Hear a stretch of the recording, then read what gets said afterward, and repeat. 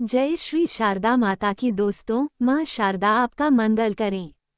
मेरे व्लॉग में आपका दिल से स्वागत करती हूँ। दोस्तों, प्लीज़ मेरे चैनल को लाइक, सब्सक्राइब, कमेंट्स और शेयर करके अपना प्यार जरूर दें, जिससे मुझे मोटिवेशन मिल सके। धन्यवाद।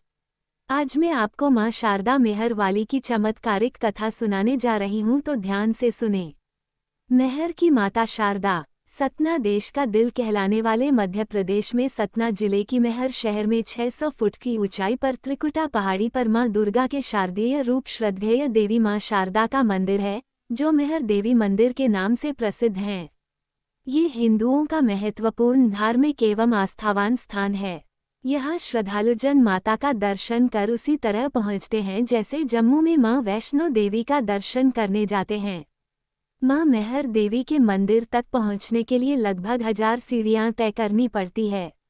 महावीर आलाउदल को वरदान देने वाली मां शारदा देवी को पूरे देश में शारदा मां के नाम से जाना जाता है।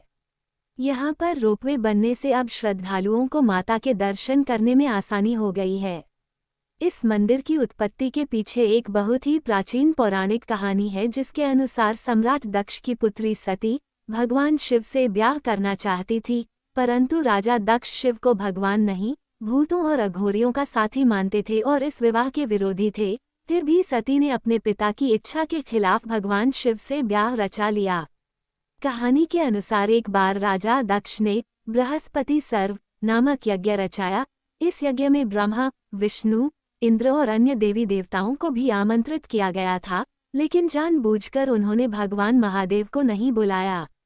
महादेव की पत्नी और दक्ष की पुत्री सती इससे बहुत दुखी हुई और यज्ञ स्थल पर सती ने अपने पिता से भगवान शिव को आमंत्रित न करने का कारण पूछा। इस पर दक्ष ने भगवान शिव के बारे में अपशब्द कहा। तब इस अपमान से पीड़ित होकर सती मौन होकर उत्तर दिशा की ओर मुख करके बैठ गई और भगवान शिव के चरणों में अपना ध्यान लगाकर योग मार्ग के द्वारा वायु तथा अग्नि तत्व को धारण करके अपने शरीर को अपने ही तेज से भस्म कर दिया। जब शिवजी को इस दुर्घटना का पता चला तो क्रोध से उनका तीसरा नेत्र खुल गया और यज्ञ का नाश हो गया। तब भगवान शंकर ने माता सती के पार्थिव शरीर को कंधे पर उठा लिया और गुस्से में तांडव करने लगे। ब्रह्मांड की भलाई के लिए भगवान विष्णु ने ही सती के अंग को 52 हिस्सों में विभाजित कर दिया। जहाँ जहाँ सती के शव के विभिन्न अंग और आभूषण गिरे, वहाँ वहाँ शक्तिपीठों का निर्माण हुआ।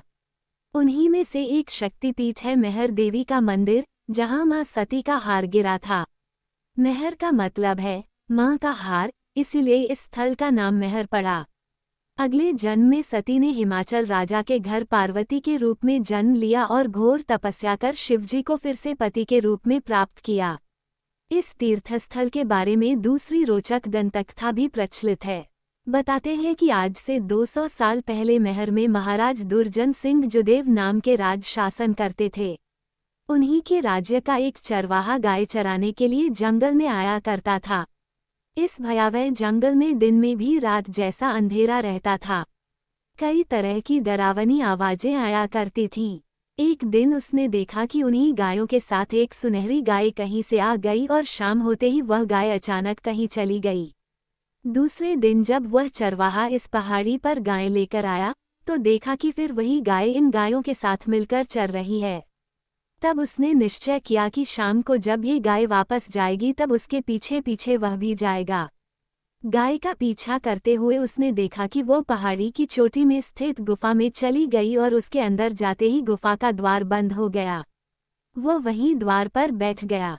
उसे पता नहीं कि कितनी देर के बाद द्वार खुला, लेकिन उसे वहां एक बूढ़ी माँ के दर्शन हुए।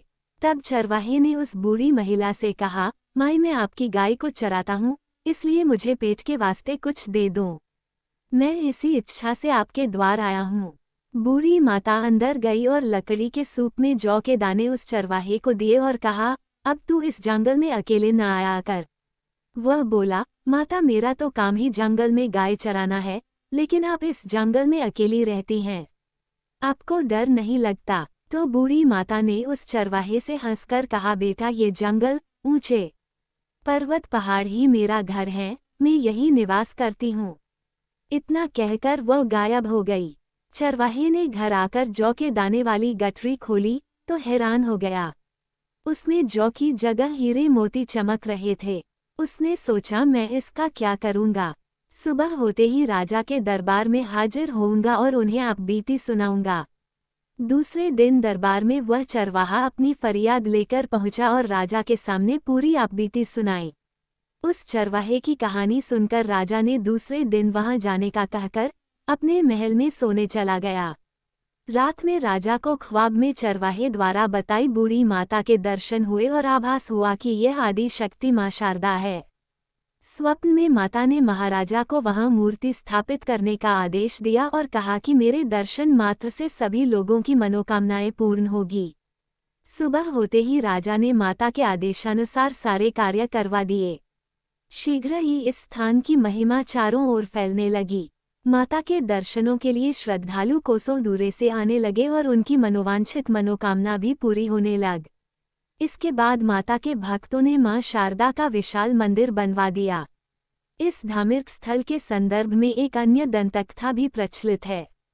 परंपरा के मुताबिक दो वीर भाई आल्हा और उदल, जिन्होंने पृथ्वीराज चौहान के साथ युद्ध लड़ा था, वो भी शारदा माता के भक्त हुआ करते थे। इन्हीं दोनों ने सबसे पहले जंगलों के बीच शारदा देवी के इस मंदिर की खोज की थी। इसके बाद आल्हा ने इस मंदिर में 12 सालों तक तपस्या कर देवी को प्रसन्न किया था।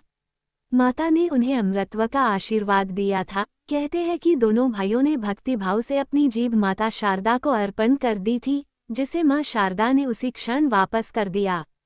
आल्हा माता को शारदा माई कहकर पुकारा करता था और तभी से ये मंदिर माता शारदा माई के नाम से प्रसिद्ध हो गया।